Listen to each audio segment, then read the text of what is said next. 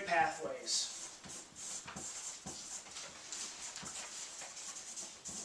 through which we express our emotions. And the reason we express emotions, does anyone know why we express emotions? Wow.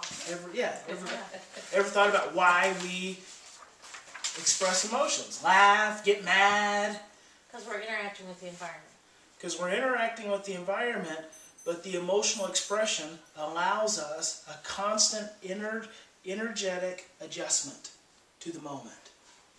So when we express, then our body is able to create a balance to stay connected to the moment. If we're not able to express, then our body gets out of balance, it becomes consumed with its own internal state, and then we lose the ability to be present in the moment. So if you get really frustrated in this moment, and I'm talking, you're getting really frustrated, and I don't acknowledge your frustration, then you sit there and you continue to get frustrated, and the more frustrated you get, the more disconnected from this moment you become. So as you're able to express some emotion, you're able to maintain a balance that keeps you present. So we express emotions in order to adjust to the moment and to make transitions in the moment. That's our primary reason for emotional expression. Now we have three pathways through which we do that. The first pathway is through attitudes.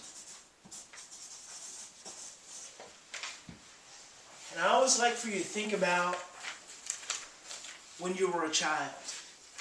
When you start thinking about the three pathways of emotional expression. I like for you to think about everything that I talk about in relationship to yourself first, before you start thinking about it in relationship to your child, or Gabe, or Noah, or Gracie. Think about it as it relates to you. Because if you can't apply it to yourself, you're not going to be able to see it in anyone else. But the quicker and the more readily you can apply it to yourself, the more readily you can see it in someone else. And that's the significance of fear. Half the time we don't know that we live in a state of fear because we don't see it within ourselves. But the moment you can see it within yourselves, it opens up a whole new world in relationship to other people. So think about this as you were a child. How many of you could huff and puff and roll your eyes at your parents and get away with it? Freely, openly. Any? Probably about half. Half? Okay, half. Yeah. Half. We'll take half. Someone else just, and Dad says something. Dad, how many of you, Dad could tell you to take out the trash when you were a kid, you could go, As long as you did it. I mean, you roll your eyes all you want, but you still have to do it. or how many of you could freely go, gosh. Right? It's kind of limited, isn't it? All right, but see, the significance is that is an emotional expression. You roll your eyes, you huff and you puff in order to adjust in the moment. See, when Dad says take out the trash, you go, oh.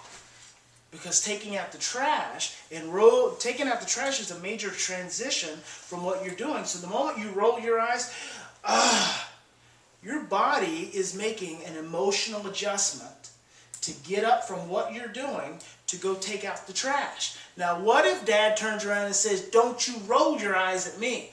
You do what I tell you to do when I tell you to do it. Then what Dad is saying is, don't give me that attitude, which is internally saying we can't make that emotional adjustment. So then we have to straighten up and become a little more rigid. What? I mean, because I heard that example before, but which I understand where you're going with that, but I can't wait to hear what you're going to say about how to bring harmony and willingness to help and be, and not, because that kind of attitude can just really wear down the home life and atmosphere. Now that is such a great comment, because if that kind of attitude can really wear down the home life, imagine what happens when you're not able to express that attitude, and now you have to express through feelings. So instead of going, you go, I ain't doing that. That stuff's stupid. You do it yourself. That's a bunch of crap.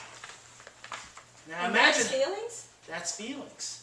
Imagine how quickly feelings could wear down the home life. If attitudes wear down the home life, imagine how much getting lip from your child every time you ask him to do something could wear down the home life.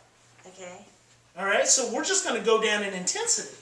And if feelings could really wear down the home life, imagine how intense and how quickly behaviors could wear down the home life. So if I can't roll my eyes and if I can't go, well, I don't want to do that, imagine how quickly home life would deteriorate if you asked me to do something and I busted this chair, I kicked over this lamp, or I pushed you.